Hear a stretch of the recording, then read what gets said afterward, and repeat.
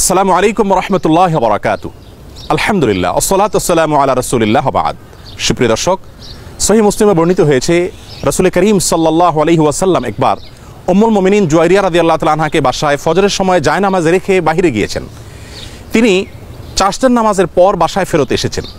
এসে দেখছেন জুয়াইরিয়া রাদিয়াল্লাহু তাআলা আনহা ওই অবস্থায় জায়নামাজে বসা আছেন এবং ফজর থেকে সালাতুদ দোহা পর্যন্ত পুরো সময়টুকু তিনি ইবাদত বন্দেগী এবং জিকির আজকারে মশগুল অবস্থায় ছিলেন।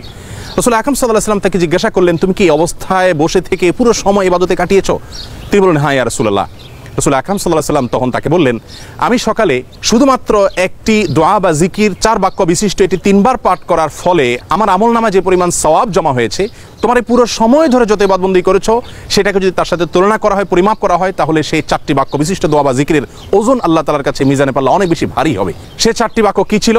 সুবহানাল্লাহি ওয়া বিহামদিহি আদাদা খালকিহি ওয়া রিদা নাফসিহি ওয়া জিনাতা আরশিহি ওয়া মিদাদা কালিমাতিহি। আবারও বলছি, সুবহানাল্লাহি ওয়া বিহামদিহি আদাদা খালকিহি ওয়া রিদা নাফসিহি ওয়া জিনাতা আরশিহি ওয়া মিদাদা কালিমাতিহি। যার অর্থ হলো সুবহানাল্লাহি ওয়া বিহামদিহি আদাদা খালকিহি, অর্থাৎ আমি আল্লাহর প্রশংসা মাখা পবিত্রতা জ্ঞাপন করছি তার যত সৃষ্টি আছে সেই সৃষ্টির সংখ্যার সমপরিমাণে, ওয়ারিদা নাফসি, যে পরিমাণ প্রশংসা এবং পবিত্রতা জ্ঞাপন করলে আল্লাহ তাআলা সন্তুষ্ট হবেন সেই পরিমাণে তার প্রশংসা মাখা পবিত্রতা জ্ঞাপন করছি, ওয়াজিনাতে আরশি, তার আরশের ওজন সময় পরিমাণে, ওয়ামিদাদা কালিমাতিহি, এবং আল্লাহর প্রশংসা এবং গুণকীর্তনের জন্য যত পরিমাণ বাক্য ব্যবহার করতে হবে তার সংখ্যার সমপরিমাণে আল্লাহর প্রশংসা মাখা পবিত্রতা জ্ঞাপন করছি। এই দোয়াটি যদি কেউ সকালে 3 বার পাঠ করে, আল্লাহ রাব্বুল আলামিন তাকে সেই ভোর থেকে নিয়ে সালাতুদ দোহা পর্যন্ত পুরো সময় ধরে ইবাদত বন্দেগীতে লিপ্ত থাকলে যে পরিমাণ সওয়াব হবে তার সবগুলোর চাইতে অনেক বেশি ভারী হবে।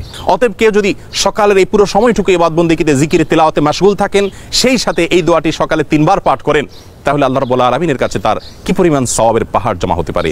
আসুন এই দোয়াটি সারা জীবনের জন্য অবধারিত করে নিই। আল্লাহ রাব্বুল আলামিন আমাদের সকলকে ইবাদত বন্দেগী এবং নেক আমলের ক্ষেত্রে প্রতিযোগিতায় অবতীর্ণ হওয়ার তৌফিক দান করুন। আসসালামু আলাইকুম ওয়া রাহমাতুল্লাহি ওয়া বারাকাতুহু।